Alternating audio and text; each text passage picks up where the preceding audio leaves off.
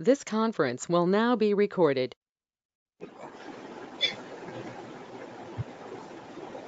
सभी महानुभावों को मेरा नमस्कार।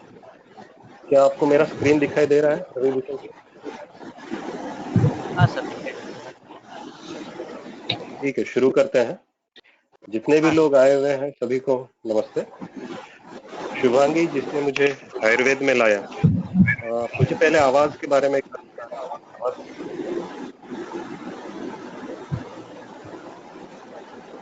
येतोय सर आवाज? फक्त कोणाच तरी माईक चालू आहे वाटतं, त्यामुळे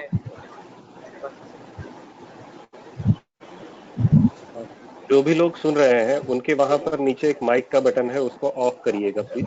तो मैं जो बात करूंगा उसमें आपके आवाज का डिस्टरबेंस नहीं होगा। मुझे 3 से 4 का समय दिया गया है, तो मैं कोशिश करूंगा जल्द से जल्द मेरा व्याख्यान समाप्त हो, आप लोगों से बात करना आसान हो। क्या शुरू करें सर? Yes sir. मैं मेरा जो आप सब लोग मेरा चेहरा एक बार देख लीजिए, क्योंकि आगे के आधे पौने घंटे तक मेरा चेहरा फिर से नहीं दिखाऊंगा, सिर्फ लेक्चर चलेगा। ठीक है, मैं मेरा कैमरा ऑफ कर रहा हूँ, तो डाटा कम से कम आपका होगा, यूज होगा। ठीक है रवि सर? ठीक है। Yes yes sir. Yes sir.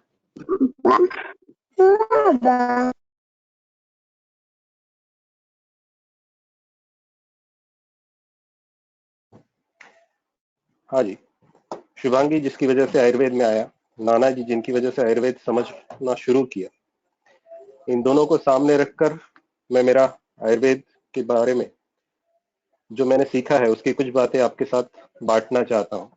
जिसमें आज जो विषय मुझे दिया गया है, उस विषय को खास कर अगर आज की भाषा में कहूँ तो स्पेसिफिकली वो जो है वो ब्यूटी विथ ब्रेन, ऐसा जहाँ सोच आएगी, ऐसा सब्जेक्ट है, ऐसा मुझे लगता है। तो आगे चलते हैं। आप सभी वैद्यराज जो सुन रहे हैं मुझे, उन सभी को मेरा प्रणाम है। वैद्यराजो नमोस्तुभ्यम, त्वम यमज्येष्ठ सहोदरम, यमस्तु हरति प्राणान, त्वम प्राणानपि धनानपि। ये श्लोक बड़ा पसंद आता है मुझे। नाना जी हमेशा सुनाते थे, हे वैद्यराज आपको नमस्कार हो, आप यम के ज्येष्ठ भ्राता हो। यम तो केवल प्राण हरता है, आप प्राण भी हरते हो और धन भी हरते हैं। पर अब जब कोरोना आप और मेरे साथ है, तब ये धन वाला चैप्टर तो बाजू में हो गया। अब हम केवल और केवल यम को देख रहे हैं जो प्राण का हरण कर रहा है। परसों तरसों ये कुछ छोटे छोटे पिक्चर्स हैं, अगर आपके सामने आए तो देखिएगा। ये सिर्फ जानकारी हेतु आपके साथ बता रहा हूँ।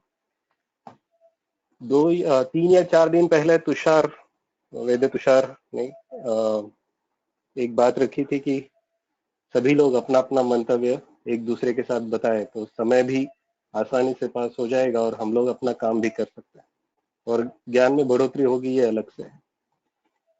चंदन ने उसको काफी अच्छे से सराहा और एक अलग अप्रोच दिया कि जल्द से जल्द शुरू किया जाए। तो मुझे ऐसे लगा कि ये कहीं ना कहीं ये श्लोक जो है, ये शोधन का श्लोक यहाँ पर अप्लाई होना शुरू होगी। शोधन का श्लोक आपको और मुझे काफी अच्छे से रटा रटाया है। वृद्धि अभिषंदनात् पाकात् कोष्ठम वायुश्च निग्रहात्। मतलब दोषों को अगर बाहर निकालना है तो उनको 4 चीजें जो है वो कोष्ठ में लाती है और वहां से आप आसानी से बाहर निकाल सकते हो। तो वृद्धि करने का काम जो है वो वैद्य तुषार निकम जी ने किया। ये लोगों के पास ये है, जमा है, इकट्ठा है।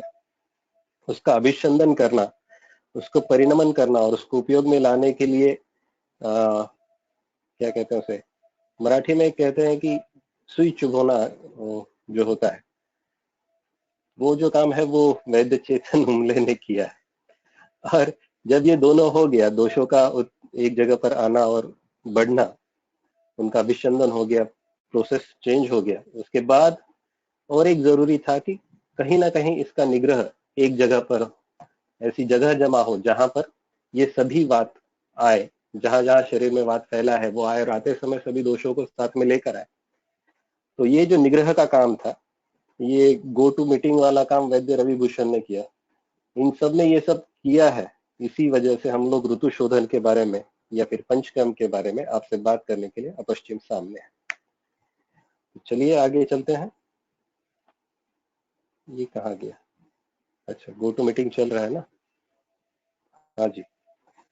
सबसे पहला जो सब्जेक्ट जब आता है, मतलब ऊर्ध्व जत्रुगत व्याधि में कहीं ना कहीं से शुरुआत करनी होगी, आप सामने से शुरू करें या ऊपर से शुरू करें। तो पहला सब्जेक्ट आता है वो है खालित्य का। बाल झड़ना ये बहुत बड़ी बीमारी आज के युग में मानी जा रही है। अभी यहाँ जो व्याख्यान सुन रहे हैं, इनमें 3 या 4 व्यक्ति ऐसे हैं जो काफी हद तक खालित्य से परेशान है। और जब भी उनके पास रुग्ण आता है और बोलता है डॉक्टर साहब बाल मुझे बढ़ाने हैं, मेरे बाल झड़ रहे हैं, कुछ करो, और उनके पास जब देखता है तो उनको एक बात बतानी पड़ती है कि ये जो मेरे बाल झड़ रहे हैं, ये जो मेरे बाल उड़ गए हैं, ये ज्ञान की निशानी है। तो आप चाहे तो बताइए ये, पर पेशेंट को आपको कहीं ना कहीं ट्रीटमेंट पार्ट तो देना पड़ेगा। और जब ट्रीटमेंट पार्ट देना है तो आपको हेतु को समझकर फिर ट्रीटमेंट पार्ट के लिए जाना फायदे में रहेगा।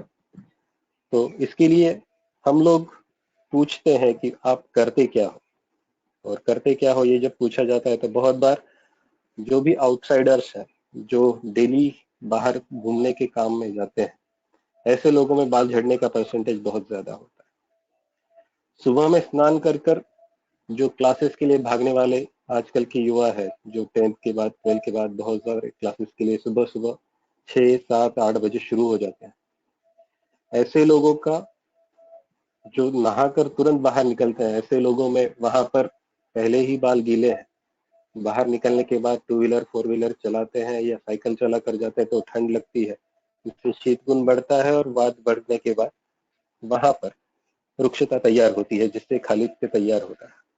पोल्यूशन आप और मैं तो जानते हैं कि ये आपके बालों को बहुत ज्यादा तकलीफ करवा ही रहा है, इसको ज्यादा बताने की जरूरत नहीं। जो शैम्पू के एड्स हैं ये आपको इसके बारे में बहुत अच्छे से बताते हैं। और उसमें भी और एक बड़ी बात अब सामने आती है, वो जो है वो हमारी बालों के जड़ों में तेल लगाने की जो आदत थी, ये पहले रोज रोज लगाते थे, लेकिन अब हफ्ते में, महीने में, या पता नहीं कब लगाते हैं वो भी नहीं बता सकते। जब खालित्य इतनी सारी चीजों के साथ आ सकता है तो उसमें और एक चीज भी जोड़ना हमें जरूरी है। ये 1.5 GB डेटा जो है ये भी एक खालित्य का कारण है। आप मुझसे सहमत हैं या नहीं पता नहीं, पर 1.5 GB डेटा समाप्त करने के लिए कई बार रात्रि जागरण ये बहुत बड़ा हेतु हम लोग लेते हैं, और रात्रि जागरण वात और पित्त दोनों की दुष्टि कर खालित्य का कारण बनता है। चलिए आगे चले। जब खालित्य की बात हो रही है तो अभी अभी रिसेंट में वो एक पिक्चर भी शायद आकर गया था आयुष्मान खुराना का, और बहुत सारी ट्रीटमेंट करने के बाद भी जब उसे ठीक नहीं लगा तब उसने वो खुले दिल से एक्सेप्ट किया कि हाँ मैं टकलू हूँ। पर शायद वो संभव हो जाता ट्रीटमेंट करना अगर वो पहले ही किसी आयुर्वेद वाले के पास जाता। खालित्य की चिकित्सा में पहला जो स्थान है, सबसे महत्वपूर्ण स्थान है, वो शिर का है, और शिर की चिकित्सा में नासा ही शिरसोद्वारम ये श्लोक बहुत ही मायने रखता है। नस्य नस्य करवाना, कई बार हम लोग सोचते हैं कि रोज रोज नस्य कैसे संभव होगा, पेशेंट कैसे करे। तो ये जो नस्य यहाँ पर बात की जा रही है, स्थान चिकित्सा की बात की जा रही है। तो शुरुआत के दिनों में पहले 7 या 8 दिनों का जो बृहत नस्य है, जो बकायदा संपूर्ण विधि के साथ होने वाला नस्य है, ये मुख का स्नेहन, फिर स्वेदन, फिर नाक में ड्रॉप्स डालना, उसके बाद हल्का सा स्वेदन फिर से देकर, और अगर गले में आए तो थूकना, और अगर नहीं आए तो थोड़ी देर बाद उठकर गरारे करने के लिए कुनकुना पानी देना। और वो होने के बाद आवश्यकता होगी तो धूमपान देना। ये नस्य की विधि जो है, ये पूर्ण विधि वाला कंसेप्ट हम लोग पहले 7 दिन के लिए रखे, जिससे उस स्थान का शोधन हो जाए। आप चाहे तो उसमें अनुतेल का प्रयोग करें, चाहे तो तिल तेल का प्रयोग करें, पहले शोधन के लिए। और जब ये सब शोधन हो जाए तो उसके बाद मैं सलाह देता हूँ कि आप प्रतिवर्ष नस्य पर रुग्ण को शिफ्ट करें, जिसमें कोई प्रिवेंशन नहीं, कोई प्रिकॉशन नहीं, कोई नियम नहीं। दिन में आपको 14 बार नाक में दवाई डालने की परवानगी, परमिशन यहाँ पर ग्रंथों ने दी हुई, उसमें से कुछ जो है वो छोड़ दिए जाए तो कम से कम 7 या 8 ऐसे हैं जिन समय में आप प्रतिवर्ष नस्य का प्रयोग कर सकते हैं। और ये अगर दिन में 2 बार भी होता है तो भी हमारा काम बहुत सारा आसान हो जाता है, दवाइयों का काम बहुत सारा आसान हो जाता है। अगर आपने नस्य शुरू किया है तो कई बार 8, 10 या 12वें दिन में बालों का झड़ना परसेंटेज वाइज कम हो गया, आपको ध्यान में आता है। नस्य चालू एक कर्म आपका शुरू हो गया, इसके साथ में अग्नि को भी ठीक करना जरूरी है, क्योंकि आपने जागरण से कहो और व्यायाम से कहो, अजीर्ण से कहो, जो भी अग्नि का गड़बड़ किया है उसको दीपन पाचन करवाना है। दीपन पाचन के द्रव्य तो बहुत सारे हैं, लेकिन हरितकी ये सबसे बेहतरीन चीज है, अमृता ये सबसे बेहतरीन चीज है जो मदद करेगी। और इसके साथ में मैं महातिक्तक घृत का प्रयोग करने के लिए कहूँगा। महातिक्तक घृत का प्रयोग रसायन काल में किया जाए। रसायन काल में किया गया प्रयोग ये दीर्घमायु श्रुति मेधा आरोग्यम तरुणम वयम, ये जो है लाभोपायो ही शस्तानम लभतेना रसायन, तो ये यहाँ पर मदद करेगा। तो तरुण वय वगैरह ये सब घृत से प्राप्त होता है, तो अगर तरुण वय आता है तो स्वाभाविक खालित्य भी दूर होना इसमें आ गया। तीसरा जो है यहाँ पर तिक्तक्षीर बस्ती का प्रयोग वाग्भट ने बताया है। अस्थि क्षय, क्योंकि बाल जो है ये अस्थि का उपधातु है, तो अस्थि क्षय यहाँ पर आता है। अस्थि क्षीणता को ध्यान में रखकर अगर ग्रहण हम लोगों को देना है तो दूध, घी, तिक्तरस, इनकी बस्तियां दी जानी चाहिए, ऐसा वाग्भट कहता है 12वें अध्याय में। तो तिक्त रस से सिद्ध क्षीर और उसमें तिक्त रस से सिद्ध घृत को मिलाकर मात्रा बस्ती, छोटी छोटी मात्रा बस्ती 20-20 ml, 30-30 ml, 50-50 ml, जैसे रुग्ण सहन कर सके, डेली या अल्टरनेट डेज पर 1 महीने से लगाकर 3 महीने तक दी जा सकती है। एक सवाल पेशेंट आपको बोलता है जब 7 दिन से ज्यादा दवाई दी जाती है या पंचकर्म दिया जाता है, कहीं ये हैबिट फॉर्मिंग तो नहीं है, जब ये या फिर जब ये बंद हो जाएगा तो हमारा क्या होगा? तो हम लोग रिपेयरिंग कर रहे हैं, ये उसको बताइए। हम लोग रिपेयरिंग कर रहे हैं, मेंटेनेंस पेशेंट के हाथ में। पेशेंट अगर मेंटेन करता है, अगर हेतु सेवन कम करता है या हेतु सेवन करते समय पथ्यों का पालन करता है, तो फिर से होने की संभावनाएं 50% लेस हो जाती। इसलिए आदत होने की, हैबिट फॉर्मिंग की कोई यहाँ चांस नहीं, क्योंकि 20 ml 30 ml आप दे रहे हैं। तिक्तक्षीर बस्ती देने के बाद एक पेशेंट को जरूर बताइएगा कि आधमान बढ़ता है, कैसे बढ़ते हैं। पेशेंट कई बार बोलता है कि उसकी वजह से गड़बड़ हो गई, तो नहीं, ये वन ऑफ द इफेक्ट या पार्ट ऑफ द इफेक्ट है जो उपक्रम के साथ में आता है। तो अगर आप कमर के नीचे तकिया लेकर सोने के लिए कहोगे तो कई बार गैसेस आसानी से निकल जाते हैं, दूध और घी बाहर नहीं निकलता। चौथा जो पंचकर्म करने जैसा है वो है शिरोधारा। पर कई बार शिरोधारा बहुत बाल होने की वजह से या आपके पास रुग्ण आ नहीं सकता या फिर ओपीडी में शिरोधारा की व्यवस्था नहीं, इस कारण से हम लोग छोड़ देते हैं। तो शिरोपिचू ये जो है ये यहाँ पर सलाह दी जा सकती है। शिरोपिचू की टेक्निक बहुत ही आसान है। अगर गॉज पीस का 4 या 5 बार फोल्ड कर कर आप सर पर रखते हो, उसको कुनकुने तेल में पहले भिगोकर, जो भी आप अस्थि क्षीणता के लिए इस्तेमाल किए जाने वाले द्रव्य हैं, इसमें एक बहुत अच्छा ड्रग है जिसको हम लोग पैरासाइट भी बोलते हैं। अमरवेल नाम की एक वेल आती है जो मरती ही नहीं, जो बार बार बढ़ते रहती है। इसका रस से सिद्ध तेल किया जाता है और वो बालों के वहां पर लगाना है। वटजटा है जो अपने आप बहुत अधिक मात्रा में बढ़ती है, इनके से सिद्ध किया हुआ तेल, ये शिरोपिचू करना, ये सबसे बेहतर चीज होती है। इसमें साध्य साध्यता भी देखिएगा। वय अगर आपको कोई सवाल है तो मैं सलाह दूंगा कि आप चैट बॉक्स में टाइप कर रखें। जैसे ही ये समाप्त होता है मैं चैट बॉक्स देखकर आपको से बात कर सकता हूँ।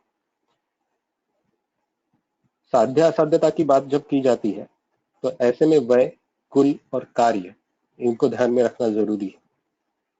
अगर 35 या 40 के आसपास की उम्र वाले रुग्ण है, ऐसे इसमें स्वाभाविक अस्थि क्षीणता की ओर शरीर जा रहा है या वात वृद्धि की ओर जा रहा है, तो खालित्य की परसेंटेज ज्यादा होती है। प्रतिमर्श नस्य यहाँ मदद करता है। कुलगत व्याधियों में अगर आप देखोगे, अगर माता पिता में किसी के नहीं है या जल्दी बाल झड़ गए हैं, तो ऐसे इसमें असाध्यता होना संभव है।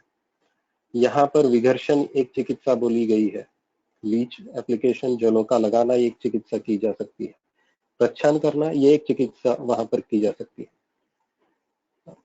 तीसरी बात जो है वो कार्य, काम क्या करता है। अगर फील्ड ड्यूटी है तो फील्ड ड्यूटी में बहुत बार आप चाह कर भी ड्यूटी नहीं चेंज कर सकते और खालित्य वैसे ही बना रहता है। तो हेतु जब तक रहेगा तब तक आप चाह कर भी कुछ नहीं कर पाओगे। तो हेतु को दूर करने के लिए आपको रुग्ण को सलाह देनी चाहिए कि एक तो चाहे तो बाल बढ़ाओ या फिर चाहे तो ड्यूटी कंटिन्यू रखो। ये आपके ऊपर है। खालित्य के साथ में दूसरी आने वाली जो चीज है वो है दारुणक। दारुणक एक खालित्य का हेतु भी है और दारुणक स्वतंत्र व्याधि भी है। वो एड्स में बहुत अच्छे अच्छे शैम्पूज इसके लिए बताए जाते हैं, पर वो शैम्पू आपको ये नहीं बताते कि ये शैम्पू आप एक बार इस्तेमाल करोगे तो उसके बाद वापस कब तक ये ठीक रहेगा। हम लोगों को दारुणक को, डैंड्रफ को मतलब केवल डेड स्किन निकल रही है ये एक तरीके से नहीं सोचते। स्थान कफ का है और वहां वात की वृद्धि हुई है। कफ की दृष्टि भी है और वात की दृष्टि भी है। दोनों को सामने रखकर हम लोगों को दारुणक के बारे में सोचना चाहिए। दारुणक है कफ के स्थान वाला व्याधि, भले ही वात वाला क्यों ना हो, कफ के स्थान वाला व्याधि है। इसलिए अगर आप देखोगे ये बार बार अगर हो रहा है तो इसकी चिकित्सा में बृहत पंचकर्म आवश्यक हो जाता है। और इसलिए मैं वमन की सलाह देता हूँ। वमन बकायदा बृहत वमन, स्नेहपान किया जाना चाहिए, अभ्यंग किया जाना चाहिए, आवश्यक जगह पर स्वेदन दिया जाना चाहिए और वमन दिया जाना चाहिए। यहाँ वमन के लिए कौन सा घृतपान सिलेक्ट किया जाए या कौन सा घृतपान को सामने सोचा जाए, ये अगर देखेंगे तो पंचतिक्त घृत या महातिक्त घृत, ये दो घी जो है ये चॉइस ऑफ ड्रग मैं समझता हूँ। जब वमन आपका हो जाए, संसर्जन क्रम आपका पूरा हो जाए, तब रसायन के तौर पर वसंत कुसुमाकर जैसे कल्प जो उत्तरोत्तर धातु की प्रवृत्ति अच्छी होने के लिए काम करते हैं, इनका प्रयोग करना है, जिससे जो भी रस रक्त मांस में अच्छे से बनेगा। जब रस अच्छा बनेगा तो स्तन्य और त्वचा ये दोनों अच्छे बनेंगे, और स्तन्य और त्वचा दोनों अच्छे बनेंगे तो दारुणक फिर से होने की संभावना कम होती है। जब आप बहुत सारी चिकित्सा करते हो और फिर भी ठीक नहीं लग रहा है या फिर भी दारुणक है वैसे ही अगर लग रहा है, तो वहां पर कुष्ठ के बारे में भी जरूर सोचिएगा। कई बार दारुणक व्याधि न होते हुए कुष्ठ ये व्याधि होता है और हम लोग उसको बहुत सहजता से लेकर केवल डैंड्रफ की चिकित्सा हम लोग करना चाहते हैं। कुष्ठ की अगर बात होगी तो उसकी चिकित्सा के लिए बहुत अलग अलग तरीकों से विचार किया जा सकता है। मुझे लगता है यहाँ पर अभी वो बात करना उचित नहीं होगा। सिर्फ डैंड्रफ की जब मैं बात कर रहा हूँ, सिर्फ दारुणक की जब मैं बात कर रहा हूँ, तो मेरा पहला चॉइस ऑफ ड्रग है वो है नीम तेल। कई बार वो एक स्मेल की वजह से हम लोग नीम को अवॉइड करने की कोशिश करते हैं, उसको स्वीकार नहीं करते, लेकिन नीम जैसा दारुणक हर दूसरा द्रव्य जल्द से जल्द मिलने वाला कोई भी नहीं। लोकल एप्लीकेशन सामान्यतः शिरोभ्यंग नीम तेल का करवाना रात्रि में सोते समय, उसके बाद में सर को बांध कर रखना। दो फायदे हैं, एक तो कपड़े खराब नहीं होंगे तो घर वाले डांटेंगे नहीं और स्मेल कम आएगी, और दूसरा अगर वो बांध कर रखा हुआ है तो तेल को वहां रहने में ज्यादा सहायता मिलती है और पंखे की हवा से प्रतिशय होने की संभावना कम होती है। इसलिए नीम तेल लगाने के बाद सर बांध कर रात में सोए और दूसरे दिन सुबह में उठने के बाद में शैम्पू इसके बजाय रीठा, आंवला, शिकेकाई, मुस्ता मतलब कषाय रसात्मक जो द्रव्य है इनसे बालों को धोया जाए। अगर ये होता है तो डैंड्रफ का परसेंटेज, दारुनक का परसेंटेज बहुत आसानी से कम होता है। इसी नीम तेल को 6 या 7 गुना नारियल के तेल में मिलाकर डाइल्यूट कर नस्य के लिए भी प्रयोग किया जा सकता है, प्रतिमास नस्य के तौर पर 2-2 ड्रॉप के लिए। एरंड पत्र का क्वाथ बनाकर इसकी शिरोधारा जो की जाती है ये भी दारुनक पे बहुत ज्यादा उपयोगी है, लेकिन क्वाथ की शिरोधारा करते समय बहुत बार हम लोग टेम्परेचर मेंटेन नहीं रख पाते, जिसकी वजह से कई बार टेम्परेचर बहुत ज्यादा हो जाता है या पानी बहुत जल्दी ठंडा हो जाता है एज कंपेयर टू तेल शिरोधारा। तो चेहरे कपाल पर जहां पर धारा होने वाली है वहां पर फुंसियां आने का डर होता है, तो वो टेम्परेचर का जरूर ध्यान रखना है आपको। अपुनर्भव या फिर फिर से ना हो ये सोचने के लिए हम लोग बालों के साथ साथ उसका तकिए का कवर, जो हेलमेट है, उसका स्कार्फ है, उसकी कंघी है, ये उसको पर्सनलाइज करने के लिए बोलते हैं, ये उसको खुद का ही रखने के लिए बोलते हैं, उसको खुद को ही वो इस्तेमाल करना है और हर दूसरे या तीसरे दिन उसको डेटॉल या फिर विड़ंगज या त्रिफला के क्वाथ से वॉश कर हम लोगों को रखना चाहिए, जिससे फिर से इन्फेक्शन होने के चांसेस, फिर से वो बढ़ने की शक्यता ना है। हेलमेट साफ करना या भिगो कर रखना संभव नहीं तो वहां पर हम लोग धूपन करने की सलाह देते हैं। यही धूपन जो कृमिघ्न द्रव्य का है, जो विषग्न द्रव्य का है, अगर कुछ भी नहीं मिलता है तो केवल अमृत का, नींब के पत्र के क्वाथ का धावन या नींब के पत्र का धूपन भी हम लोग कर सकते हैं। एक अनुभवी चिकित्सा के तौर पर सीताफल बीज, कस्टर्ड एप्पल के जो बीज होते हैं, इनकी पाउडर या इनका चूर्ण इस्तेमाल किया जाता है लोकलाइज एप्लीकेशन के लिए। क्वाथ बनाकर भी इस्तेमाल करते हैं, ड्राई भी इस्तेमाल करते हैं। टंकन का एक प्रयोग यहाँ पर बहुत अच्छा फायदे में होता है। टंकन को चुटकी में लेकर बालों की जड़ों में लगाना, रगड़ना, तो वहां का जो वात और कफ का संघात है वो कम होता है और उसके आधे या 1 घंटे बाद आपको रेगुलर कुनकुने पानी से स्नान करना है, तो भी हमारा दारुनक का प्रमाण कम हो जाता है। अगला जो व्याधि आता है वो है प्रतिशाय कहें या उसे आप क्षवथु कहें। मतलब दोनों लक्षण वैसे अलग है, लेकिन क्षवथु को मैं यहाँ कॉमनली अभी ले रहा हूँ। प्रतिशाय के बारे में बात करूंगा तो हो सकता है आप में से कोई मुझे कोरोना के बारे में रिपोर्ट करवा दे, लेकिन प्रतिशाय हम लोगों को अपने तरीके से देखने में बड़ा आनंद आएगा। प्रतिशाय में हम लोग नव या जीर्ण ये दोनों को सामने रखकर बात करना बहुत ही इजी है।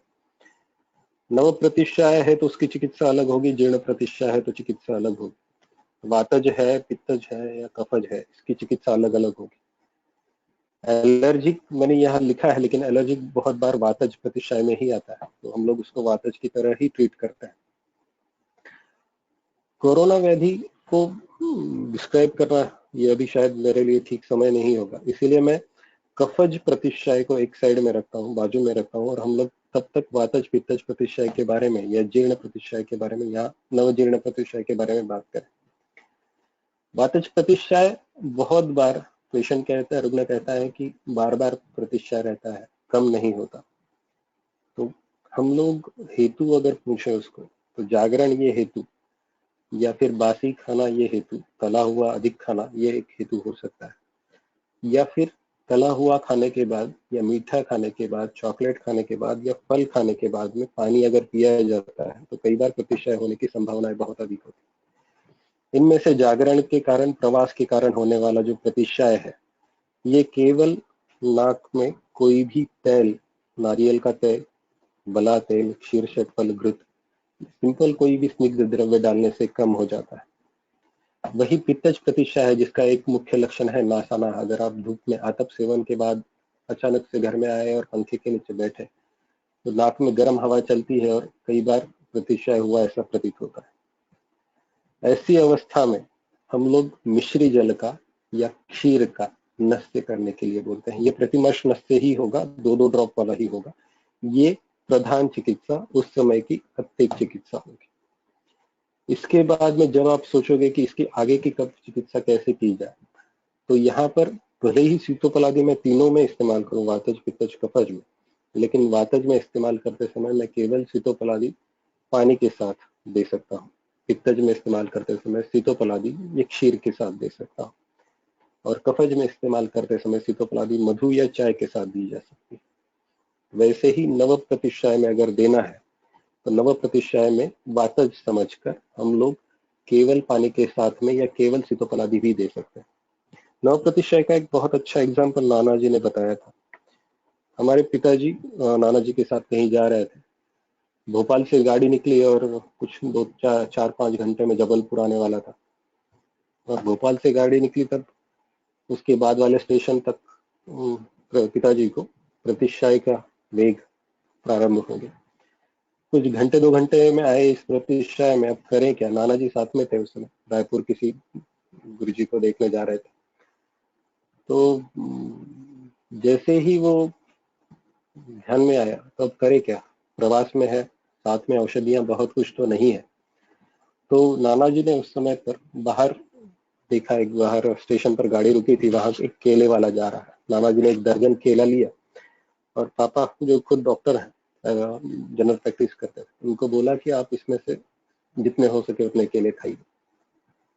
हम लोग प्रतिष्ठाय में केला वर्ज करते हैं, नाना जी ने उस समय प्रतिष्ठाय में केला खाने के लिए बोला। पापा ने करीब करीब 6 या 7 केले खाए। नाना जी ने बोला ठीक है, कोई दिक्कत नहीं, अब आप सर पे से ओढ़ कर सो जाइए। ऊपर वाले बर्थ पर गए पापा जी और जाकर सो गए। 2 या 2.5 घंटे बाद जब नेक्स्ट स्टेशन आया जहां पर उनको उतरना था, जबलपुर या रायपुर मुझे याद नहीं, पर तब तक प्रतिष्ठाय जा चुका था। ये अत्ययिक अवस्था की चिकित्सा थी, और इसीलिए वाग्भट ने भी शायद अग्रे संग्रह में प्रतिष्ठाय के लिए रसाला यानी श्रीखंड का उल्लेख किया है। तो जो क्षीणता से उत्पन्न होने वाले प्रतिष्ठाय है, वात वृद्धि से उत्पन्न होने वाला प्रतिष्ठाय है, कृषि व्यक्ति में उत्पन्न हुआ प्रतिष्ठाय जिसमें कफ के कोई लक्षण नहीं है, ऐसे में श्रीखंड को खिलाकर सुला देना, एक बहुत अच्छी सी नींद उसकी हो जाए, जिससे बल का पोषण हो, गुरु ये गुण शरीर में बढ़े, ये ध्यान में रखकर अगर हम लोग काम करें तो प्रतिष्ठाय, वातज प्रतिष्ठाय तुरंत कम होता है। कफज प्रतिष्ठाय में जहां पर हम लोग नाक बंद है ऐसी बात करते हैं, ऐसे कंडीशंस में हमारे जो दोनों सीनियर है, वैद्य संदीप पाटिल सर, जिनको आपने परसों के दिन सुना था, और एक है वैद्य तुषार सूर्यवंशी सर, ये दोनों ना बड़े प्यार से नाक को अपनी 2 उंगलियों में पकड़ते हैं। अगर आप आपके नाखूनों को देखेंगे, नाक जहां पर ओष्ठ के ऊपर लैटरल साइड में खत्म होता है, वो नॉस्ट्रिल जहां खत्म होते हैं, वहां पर दोनों उंगलियों की टिप से प्रेशर देना चेहरे की तरफ, ये कुछ क्षणों के लिए आपके नासावरोध को दूर करता है। सेम थिंग अगर आप जहां पर साइनसेस है वहां पर आप दबाओगे तो कुछ समय के लिए आपके प्रतिष्ठाय का वेग कम होता है। इसका मतलब वहां पर भरा हुआ है, उसको बाहर निकालने में आपको आसानी होगी। तो नस से आपको प्रोसीजर करवानी है, लेकिन नस से प्रोसीजर करवाने से पहले नाक खुला होना जरूरी है, इसलिए हम लोग वचा का प्रधमन नस से देते हैं। कॉलेज में बहुत बार सुना होगा कि वचा का प्रधमन नस से किया जाता है। मुझे नहीं लगता यहाँ पर अभी सुन रहे लोगों में बहुत सारे लोगों में से बहुत कम लोगों ने इसको किया हुआ होगा।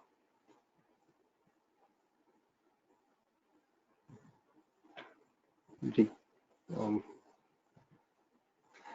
तो वचा का प्रधमन नस से मैंने खास कर ये एक सिंगल स्लाइड वचा के लिए इतना बड़ा इसलिए बना कर रखा क्योंकि वचा है बहुत बड़ी चीज। वचा को देने के बाद में वैद्य ने वहां से 2 मीटर की दूरी पर खड़ा रहना चाहिए। 2 फायदे हैं।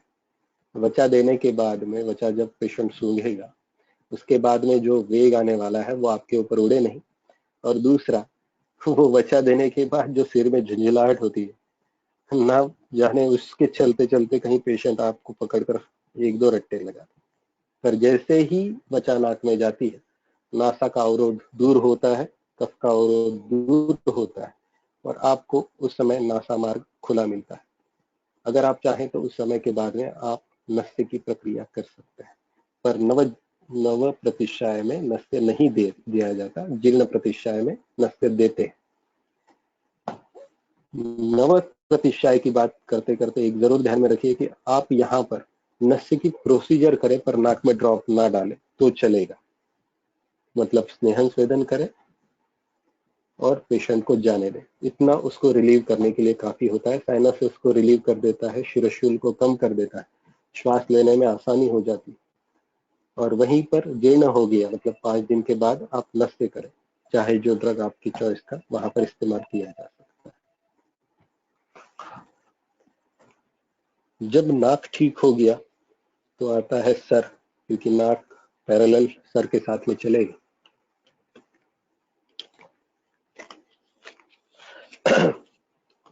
यहाँ शिरशूल के बहुत सारे प्रकार दिए गए हैं। वातज है, पित्तज है, कफज है, अर्धावेदक है, शंखावर्त है, सूर्यावर्त है, अनंतवात है। 2 इसमें ऐड करना चाहिए ऐसा मुझे लगता है। मतलब जो विवाह जिनके हो चुके हैं वो मुझसे सहमत होंगे और बाकी लोग असहमत। तो इसमें जो है वो शिरशूल का एक क्या कहते हैं उसको प्रकार जो है वो लॉकडाउन शिरशूल भी लिखा जाना चाहिए। और दूसरा जो है वो शिरशूल इंटू ब्रैकेट बीवी या वाइफ, ये भी लिखा जाना चाहिए। लॉकडाउन और बीवी शिरशूल ये दोनों ही असाध्य है, ये आपको साथ में ही लेकर जाना पड़ेंगे। जब तक चलेंगे तब तक चलेंगे। मैं चिकित्सा केवल दोषों शिरशूलों की कर सकता। सरदर्द की जब बात आती है तो अगर आपने पहले पुराने कोई एड्स आपने देखे होंगे तो वो बहुत अच्छे से समझाते हैं कि किस सरदर्द को आपको किस तरीके से ट्रीट करना है। सर पर रुमाल बांधा हुआ होता है और वो थोड़ा सा कुछ एप्लीकेशन वहां पर करता है और वो आदमी वो लेडी वो रुमाल झट से ऐसे खोलकर निकालता है और काम पर चलने लगता है। इसको आयुर्वेद में पीड़ने न उपशमयंती या स्पर्शा सहत ऐसी कंडीशन बोली। जब पेशेंट आपके पास आता है तो पहले उसको पूछिए कि कहां पर दर्द है। वो बोलेगा कपाल प्रदेश में है, वो बोलेगा ब्रह्मरंध्र में या तालू में है ऊपर, वो बोलेगा बैक साइड में जहां पर नेक कनेक्ट होती है एक्सिस वर्टिब्रा से वहां, या फिर वो बोलेगा शंख प्रदेश में शूल है। ये दोषों के अनुसार समझाए जा सकते हैं। ये प्रवीण सर ने सिखाया था। जैसे वयो हो रात्रि भुक्ता नाम ते अंत मध्य आदिगा क्रमात, ये श्लोक बोलता है कि दिन के अंत में वात होता है, मध्य में पित्त और सुबह में मतलब शुरुआत में कफ होता है। वैसे शिर के प्रथम में कफ होता है, मतलब कपाल प्रदेश में अगर शूल है वो कफ की वजह से हो सकता है, प्रायः बता रहा हूँ। शिर के मध्य में अगर शूल है वो पित्त से हो सकता है और शिर के अंत में जो शूल है वो वात से हो सकता है। मतलब वर्टिब्रल कॉलम के आसपास वाला शिर शूल अगर हो तो वो वात की वजह से है। इसी के साथ में शंख प्रदेश में अगर है तो वो मैक्सिमम कर वातज शिरशूल कहा जाता है। अब इसके साथ में और एक चिकित्सा करना जरूरी है कि ये दोष तो आपको पता चल गया किस दोष के कारण है। आपको और एक डायग्नोस्टिक टूल इस्तेमाल करना चाहिए। जहां दर्द हो रहा है वहां पर दबा कर देखा जाए। दबा कर देखने से आपको पता चलेगा कि पेशेंट को, आपको नहीं पता चलेगा, रुग्ण संवेदी है। दबाइए और रुग्ण को पूछिए कि आपको कैसे लग रहा है, अच्छा लग रहा है या तकलीफ बढ़ गई है। अगर अच्छा लग रहा है तो इसका मतलब ये क्षयज है, ये निराम शिरशूल है। यहाँ पर आपको ब्रूहण की आवश्यकता है, यहाँ पर आपको पोषण की आवश्यकता है, या अच्छे से मीठा कुछ खिलाने की आवश्यकता है, मधुर स्निग्ध अम्ल रस देने की आवश्यकता है। अगर कुछ भी नहीं है आपके पास तो मैं पार्ले पॉपिंस की सलाह देता हूँ या लिमलेट की टैबलेट की सलाह देता हूँ। अगर कुछ कर सकते हैं तो मीठा दलिया, मीठा शिरा या हलवा, ऐसी मिठाई लेने की सलाह देता हूँ। कोई रेडीमेड मिठाई नहीं, जो घर पे ताजी बन सके, ऐसी मिठाई की सलाह मैं देता हूँ। और अगर वो बोला कि नहीं दर्द बहुत ज्यादा हो रहा है, दबाने से दर्द बहुत ज्यादा हो रहा है, इसका मतलब वहां कहीं ना कहीं अवरोध है और ये अवरोध का अगर दूर करना है तो वहां आपको नस्य, वेधन, लेप ऐसी अलग अलग चिकित्साओं का प्रयोग, धूम्रपान, ऐसी अलग अलग चिकित्साओं का प्रयोग करना होगा। शिरशूल का बढ़ने का कारण ये कई बार क्षय या रसक्षय बोला गया है। हम लोग कई बार समय पर खाना नहीं खाते, रात में खाना खाया है, आप सुबह में बगैर कुछ खाए काम पर लग जाते हो, खास कर लेडीज काम पर लग जाते हैं और दोपहर में खाना खाते हैं। ये कारण रसक्षय का होता है।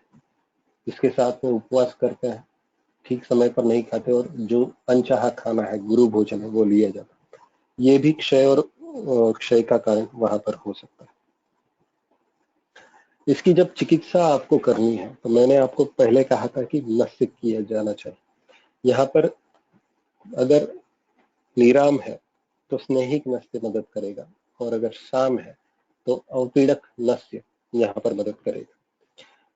अवपीड़क नस्य का एक उदाहरण आगे मैं बताने वाला हूँ, जो अगर मुझे समय मिला आखिर में। लेकिन यहाँ पर सबसे बेहतरीन चीज जो है वो स्नेहिक नस्य में वो है घृत, जो आपके पास उपलब्ध होगा वो। अगर घृत नहीं है तो नारियल तेल, तिल तेल, इनका भी प्रयोग किया जा सकता है।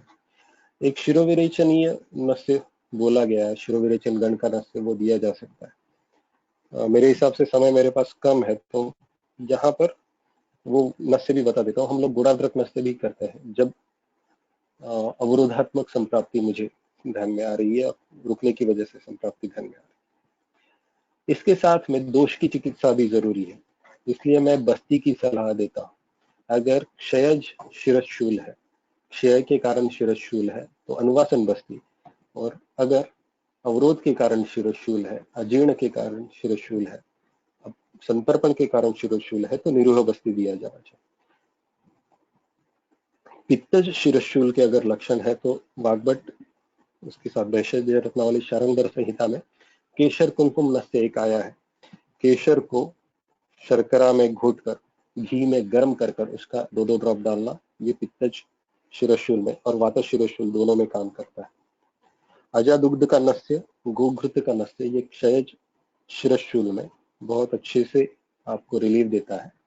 तर्पण का तुरंत आनंद देता है। ये जो है अजादुग्ध जो है ये कच्चा ही इस्तेमाल करना है, इसको गर्म नहीं, नॉर्मल रूम टेम्परेचर का ही आपको इस्तेमाल करना है। अगर पित्तज शिरशूल है और जिसके कारण आपको उल्लास है पर कई बार उल्टियां भी नहीं आ रही, तो नॉर्मल सलाइन या केवल सैंधव जल, बिल्कुल जो टेस्ट में बहुत ज्यादा खारा ना हो, ऐसा 2 ड्रॉप सैंधव जल भी अगर आप डालते हो तो भी तुरंत 1 या 2 छर्दी वेग आ सकते हैं और उसके बाद शिरोविरेचन होकर रुग्ण शांत हो सकता है। लेकिन ये बहुत सोचकर करने वाली बात है, इसको संभाल कर ही करिएगा। मुझे ऐसे लगता है कि पौना घंटा मैंने आपको बताया है। यहाँ पर अगर रुककर थोड़ा आयोजक अगर मुझे बताएं कि हम लोग आगे क्या कर सकते हैं, so we can work it out.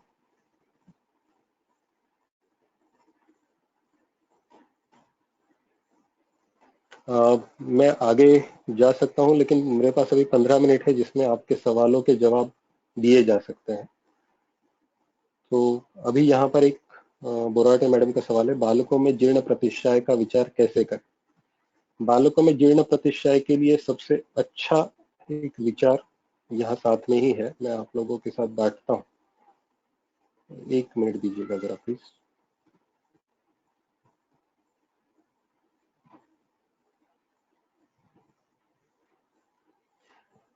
हम लोगों को वयो हो रात्रि भुक्तानम तेयंत मध्य आदि का क्रमात् ये सिखाया जाता है। तो जब हम लोग बाल वय की बात कर रहे हैं तो ये शुरुआत का वय है, स्वाभाविक ये कफ का काल है। और अगर आप देखें कि बाल वय में हम लोग जो दिए जाने वाले व्याधियों का, दिए जाने वाले आहार का अगर हम लोग सोचे तो ज्यादा कर आहार ये हमारा मधुर रस प्रधान होता है। आप दूध सोचे, आप बोर्नविटा सोचे, आप सेरेलैक सोचे, आप वो केलॉग्स कॉर्नफ्लेक्स सोचे, आप वो उसमें सप्लीमेंट्स जो भी दिए जाने वाले हैं या जो भी मेडिसिन दिए जाने वाले हैं वो सभी मधुर रस वाले देते हैं। कफ दोष, कफ काल और कफज वय, इनको अगर हम लोग सामने रखें तो आप बहुत इजीली डायग्नोस कर सकते हो कि ये जो व्याधि है ये पूर्णतः कफ का है। सो अगर ये व्याधि कफ का है तो यहाँ पर सिर्फ और सिर्फ वमन ये सबसे बेहतरीन चिकित्सा है। आपका सवाल पुरटे मैडम एक आगे तैयार हो सकता है कि वमन छोटे बच्चों में कैसे दिया जाए, न वो स्नेहपान करेंगे ना बाकी कोई नियम का पालन करेंगे। तो स्वाभाविक स्निग्ध है, क्योंकि मधुर आहार लिया जा रहा है, स्वाभाविक वय स्निग्ध है, आहार स्निग्ध है, तो और वय छोटा है तो यहाँ वमन नहीं पूरा दिया जा सकता, तो यहाँ केवल और केवल लघु वमन दिया जाएगा। तो बालकों को पेट साफ हुआ या नहीं ये देख लीजिए, उनको जो पसंद आए वो आहार, दूध, दूध रोटी, दूध चावल, यहाँ तक कि बोर्नवीटा, सेरेलैक जो उनको पसंद हो वो पेट भर कर खिलाए। मदन फल, पिपली, सेंधव शहद में मिलाकर, थोड़ा दूध में मिलाकर उनको चटा दे और उनको बैठा कर रखे, उनको खेलने न जाने दे। 20 मिनट से लगाकर आधे घंटे में कभी भी उल्टी हो सकती है, सर्दी हो सकती है, रुल्लास हो सकता है, निकल जाएगा। अगर बच्चा बड़ा है तो थोड़ा सा गर्म पानी दीजिए और उंगली लगाने के लिए बोले, वो निकल जाएगा। अदरवाइज मदन फल जो है ये स्वाभाविक ऊर्ध्व और अधो दोनों बाजू से दोषों को निकालता है, वो निकाल देगा। अगर वमन होता है तो स्वाभाविक प्रतिशय कफ दोष कम होता है, क्योंकि आमाशय की शुद्धि हुई तो कफ दोष कम हुआ, कफ दोष कम हुआ तो प्रतिशय कम होगा। इसके बाद में आपको वहां पर कषाय रस के औषधियों का प्रयोग करना। हम लोग जन्म घुटी भी देते हैं लेकिन वो मीठी वाली देते हैं, तो उसको रोकिए। माता के दूध में या फिर गाय के दूध में आपको औषधियों को घिस कर देना है। जो हमारी प्रधान औषधियां हैं उनको अलग अलग घिस घिस कर देना है, तो ही हम उसको कषाय रस का आहार दिया जा सकता है। सब मीठा है, उसको काटने के लिए कषाय रस आपको मदद करने वाला है। अगर बार बार होने वाला प्रतिशाय भी है तो भी रिया मैडम उसको यही प्रोसेस से अगर जाते हैं तो हम लोग ये ड्यूरेशन जो है रिकरेंट एलर्जिक रहने की, इसका हम लोग इजीली बढ़ा सकते हैं, आराम से उसकी चिकित्सा हो सकती है। और वमन होने के बाद में सीतोपलादी है, लघुमालिनी वसंत है, अरविंदासव है, और जो भी बाल घुटी के द्रव्य है जिसमें खास कर बाल हरितकी का प्रयोग आता है, बाल हरितकी एरंड तेल में भ्रुष्ट कर घिस कर देना, ये रिकरेंट प्रतिशय को रोकने के लिए आपकी मदद करती है। पालित्य की चिकित्सा, पालित्य बहुत बड़ा सब्जेक्ट है, यहाँ पर अभी मेरे पास समय कम है, अगर इन लोगों ने मुझे आगे समय दिया तो जरूर बताऊंगा।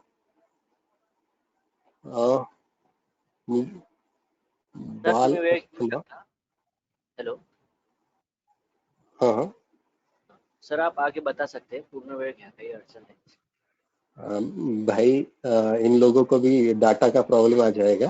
आप चाहे तो 2 या 3 दिन बाद आगे का फिर से रख दीजिए। Yes sir. मेरे हिसाब से काफी सारा मैंने कवर कर लिया है। एक अत्रे शीतल जी का सवाल है, माइग्रेन में ट्रीटमेंट कैसे करें, या अपनी सतत नाक बहने या धुड़ीची एलर्जी का कैसे सोचें।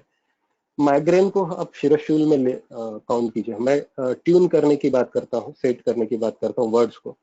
तो माइग्रेन को शिरशूल में आप सोचिए, और अगर आपने देखा होगा कि शिरशूल होने की हेतु अगर आप देखोगे तो जिन जिन को माइग्रेन होता है, ये एक तो समय पर ठीक से खाना नहीं खाते हैं, तो जो पोषक रस का आहार है वो नहीं लिया जाता है, या आहार में स्निग्धता का परसेंटेज कम होता है। तो आपको इस बारे में जरूर सोचना पड़ेगा कि उनके आहार में कहीं ना कहीं स्निग्धता रहे। गोदन तिल ये बहुत अच्छा ड्रग ऑफ चॉइस है शिरशूल में। शिरशूलादि वज्र रस ये बहुत अच्छा चॉइस है शिरशूल में, लेकिन मैं सबसे पहले सलाह दूंगा नस्य की, अनुवासन बस्ती की, शिरोधारा की और रक्त मोक्षण की। अगर इसकी चिकित्सा ये क्रम से हम लोग जाते हैं तो माइग्रेन की फ्रीक्वेंसी आप कंट्रोल कर सकते हो। उसके साथ में हेतु ढूंढिए, उसको रोकिए, तो आपका माइग्रेन का ट्रीटमेंट कम हो जाएगा। नाक बहना ये पीनस में आएगा, या धूल की एलर्जी है ये वातज प्रतिशाय में आएगी। दोनों की चिकित्सा प्रतिमर्श नस्य से संभव है, ब्रूहण कल्प से संभव है। नाक बहना ये रात्रि जागरण से भी होता है, दुबला व्यक्ति है और वो अगर साहस का प्रयत्न करता है तो भी पीनस की संभावना होती है। तो च्यवनप्राश सुबह सुबह में देना, इसकी साथ में कुष्मांडा उल्हे का प्रयोग करना, ये बहने वाली नाक को रोक सकता है, लेकिन साथ में सीतोपलादी को मिला कर देना है। मतलब ब्रूहण भी हो और चिकित्सा भी हो, दोनों साथ में की जा सकती है। जो एलर्जी की आप बात कर रहे हो उसको वातज प्रतिशाय है, नस्य की ट्रीटमेंट कराइए और प्रतिमर्श नस्य रोज करने के लिए बोलिए, और ऋतु शोधन के तौर पर एक वमन दीजिए। एलर्जी की ट्रीटमेंट हो सकती है, मुझे क्या लगता है रवि सर, हम लोग अब, मैं चाहूंगा कि 7 मिनट और बचे हैं, आप मुझे सलाह दें। और अगर कोई किसी का क्वेश्चन है तो वो डालिए। टंकन के बारे में अंकिता बरनवाल जी का सवाल था। टंकन को भस्म, पहले आपको उसको शुद्ध कर लेना है। रॉ टंकन इस्तेमाल मत करिए, उसको शुद्ध करिए, पीस कर तवे पर डालकर उसकी लाही बनने दीजिए, फिर पीस कर उसको इस्तेमाल करिए। ये टंकन आपको बालों की जड़ों में लगाना है।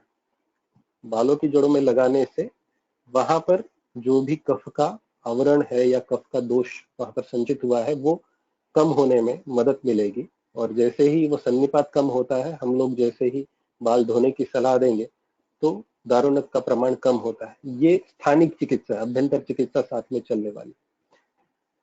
दीपक जाजू सर, आपका जो सवाल है सीताफल बीज लोकल एप्लीकेशन, ये अनुभविक योग मैंने पहले ही बताया, इसका कोई मैंने ढूंढा लेकिन रेफरेंस नहीं मिला।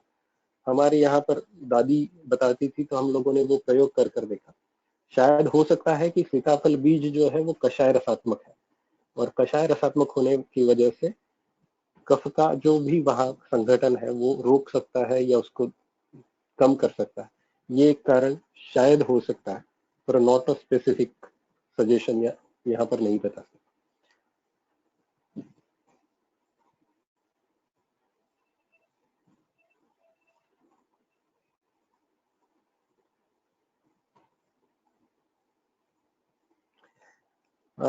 ये बहुत अच्छा सवाल मेघा जी ने पूछा है क्रुमिज प्रतिष्ठाय के बारे में।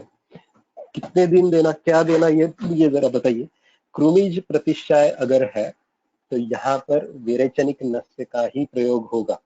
कोई भी औषधि अगर आपको कृमि के लिए देनी है तो ये कम से कम 3 महीना चलानी चाहिए। अब क्यों? क्योंकि हमारे पास अगर देखा जाए आयुर्वेद में ऐसे कोई रेफरेंस नहीं है कि ये कृमि इतने दिनों बाद खत्म होता है। मॉडर्न के कंसेप्ट को दिमाग में रखकर मैं ये बता रहा हूँ कि 3 महीने तक क्रुमिज के लिए कोई भी औषधि का प्रयोग करना चाहिए, भले वो प्रतिष्ठाय के लिए हो या जनरलाइज कृमि। ठीक होने के बाद 3 महीने तक। निरोह बस्ती देने के बाद अगर शिरोशूल हो रहा है तो क्या समझे, निरोह बस्ती देने के बाद अगर शिरोशूल हो रहा है तो आपने निराम अवस्था में निराम अवस्था में बस्ती दिया है, जिसके कारण वात प्रकोप हुआ है। ऐसे रुग्ण को तुरंत ही कुछ खिलाकर अनुवासन बस्ती देना चाहिए, तो वो वात बढ़ा हुआ कम होगा। उसके साथ में अगर आप चाहें तो घृत नस्य का प्रयोग बड़ी मात्रा में कर सकते हैं, 8, 10 या 12 बूंद तक। खालित्य में अभ्यंतर मेडिसिन, ये तो खाली दवाइयों के बारे में ना मेरा बड़ा सीधा फंडा है। More study more confusion, less study less confusion, no study no confusion. तो चॉइस ऑफ ड्रग्स जो है ना, ये बहुत सारे हैं। हर आने वाला एमआर आपको कोई ना कोई नया कुछ ना कुछ बताएगा। मैं आपको पंचकर्म के बारे में बता रहा हूँ, इसलिए मैं मेडिसिन पर ज्यादा ध्यान नहीं दे रहा था। पर मेरे हिसाब से अगर आप मेडिसिन के बारे में सोचना भी चाहे तो जो भी औषधियां जिनके पत्ते बहुत ज्यादा बढ़ते हैं या लंबे बढ़ते हैं, ऐसी औषधियों का प्रयोग मैं सीधा सीधा आपके सामने रखता हूँ। या फिर जो वेल प्रकार में जो भी औषधियां हैं, इनसे सिद्ध घृत, दुग्ध, क्षीर और तेल, इनका प्रयोग करना चाहिए, ऐसा खालित्य में मेरा मानना है। मैंने जैसे अमरवेल का कहा, वटजटा का कहा, क्षीरी वृक्षों की त्वक से बनाया हुआ तेल, ये एक बहुत अच्छी मदद करता है। अभ्यंतर औषधियों में जो जमीन पर फैलने वाली जो भी औषधियां हैं, जिनको आप कलेक्ट करते हो और इस्तेमाल करते हो, इनका भी प्रयोग आप सिंगल मेडिसिन के तौर पर किया जा सकता है। अगर ब्रांडेड ड्रग ऑफ चॉइस में आप जाना चाहते हो तो मेरे पास एक बहुत अच्छा नाम है ट्रिचप कैप्सूल का, वो एक काम करता है। एक कंसेप्ट शायद किसी ने पूछा था कि सर अगर अस्थि का उपधातु केश है तो क्या कैल्शियम बालों को बढ़ाएगा क्या?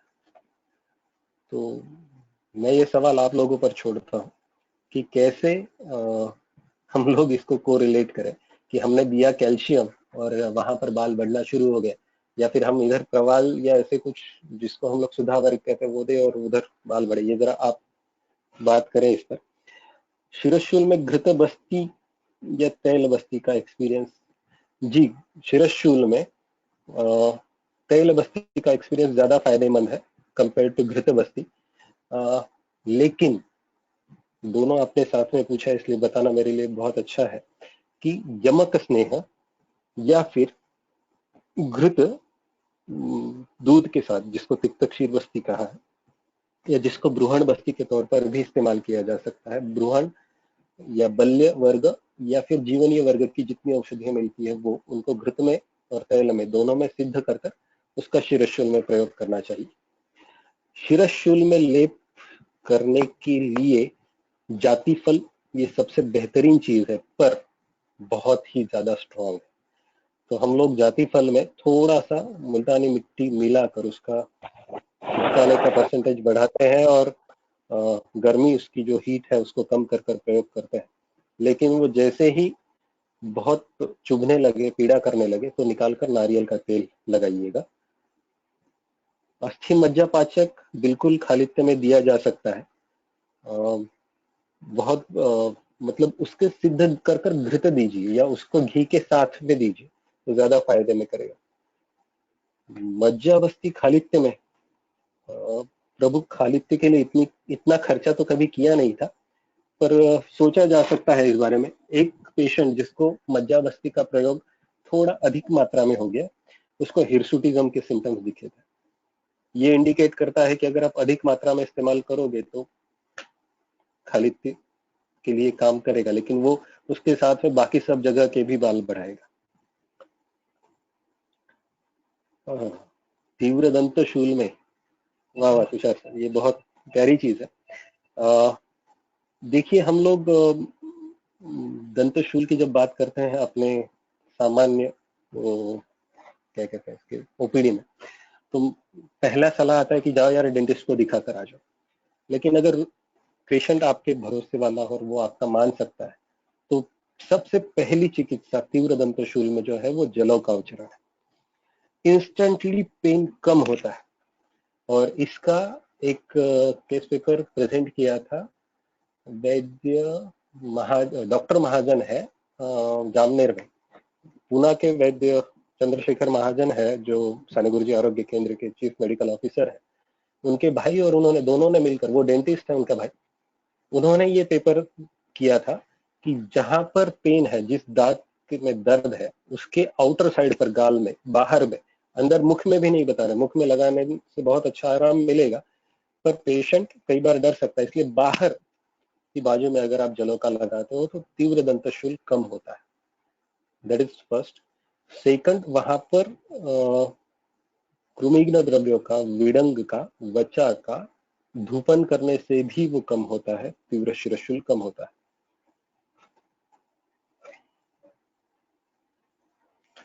शंख प्रदेश और आईब्रोज एरिया में अगर एक साथ में शिरशूल हो तो ये वातज समझिए, लेकिन आईब्रोज कई बार कफ के कारण भी हो सकती है। दोनों साथ में है तो वहां पर लेप चिकित्सा हम लोगों को मदद करती है, क्योंकि लेप कफ में भी काम करेगा और वात में भी काम करेगा।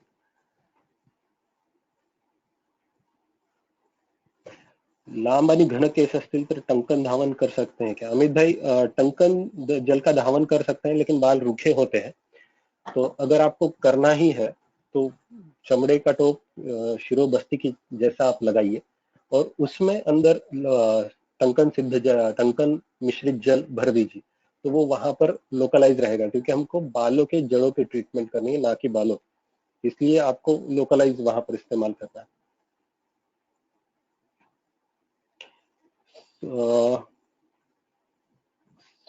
मुख अगर शाव है तो क्या किया जा सकता है, या बाकी का कलर गोरा है?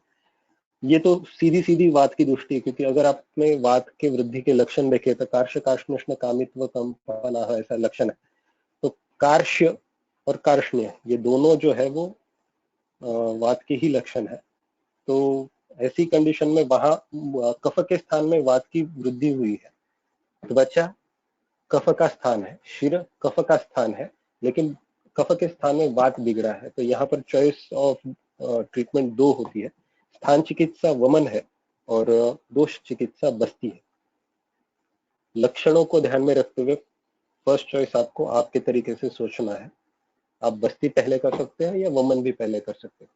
दोनों कर कर रसायन देना है, मतलब एक करिए रसायन दीजिए, दूसरा करिए रसायन दीजिए, तो आपकी चिकित्सा पूरी हो सकती है। आई थिंक सभी की शंकाएं पूरी हुई है। नेत्र व्याधि या नेत्र अभिषंद बहुत बड़ा विषय हो जाएगा, मुझे थोड़ा समय दीजिएगा इसके लिए, क्योंकि केवल अभिषंद अगर बताना भी चाहे तो धावन से लेकर बिड़ालक से लेकर तो अंजन तक बहुत सारी अलग अलग चिकित्साएं हम लोग कर सकते हैं।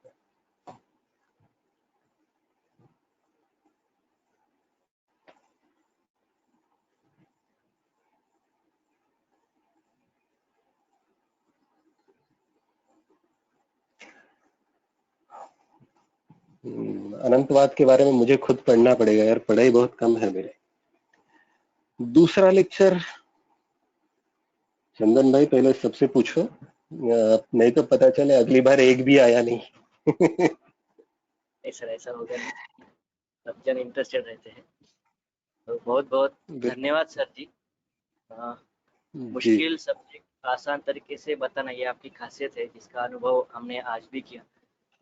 बहुत सिंपल डिसीज लगते हैं लेकिन वो रहते नहीं है, ये आपने फिर से दिखा दिया। और बहुत सिंपल सिंपल चीज़ें रहती है चिकित्सा करने में।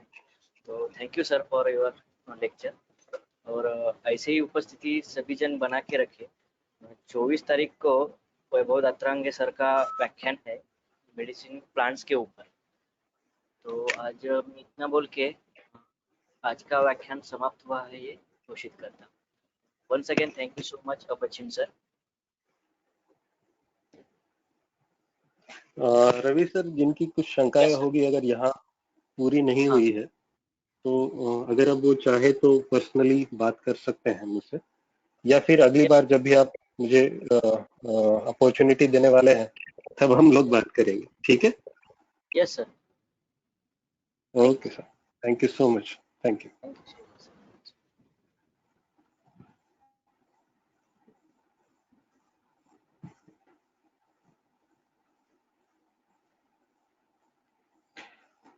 Borat madam, notification of lectures जो है वो ग्रुप्स में सर्कुलेट होता है। सर एक रिक्वेस्ट है, अगर आप मैसेज में आपका मोबाइल नंबर देंगे तो अगर इफ पॉसिबल तो आपसे वो सीधा कांटेक्ट कर सकते हैं। मैं मेरा नंबर तो दे रहा हूँ, लेकिन एक जरूर है कि मतलब मेरी पर्सनल रिक्वेस्ट ये है कि सबके साथ अगर ये सवाल डिस्कस हो तो सबको आनंद आएगा। Yes sir, right sir. और आप चाहें तो शुभांगी से भी बात कर सकते हैं, जिसकी वजह से मैं आयुर्वेद में आया हूँ और जो मेरी आयुर्वेद की गुरु भी है और जिसका डायग्नोसिस मुझसे काफी अच्छा है। सर एक बार शिरोविरेचन का बता देंगे थोड़ा? शिरोविरेचन कौन सा शिरोविरेचन? मतलब क्या है सर, हमने पंचकर्म पूरा सीख लिया है, देख लिया है नाना जी के पास, लेकिन शिरोविरेचन का प्रैक्टिकल अप्रोच कभी देखने का मौका नहीं मिला। शिरोविरेचन बेसिकली नस्य का ही टाइप। हाँ सर, लेकिन वो शोधन नस्य के प्रमाण या उसका मात्रा आज तक दिया ही नहीं। बिल्कुल। आपका शुभ नाम? अतुल जोशी।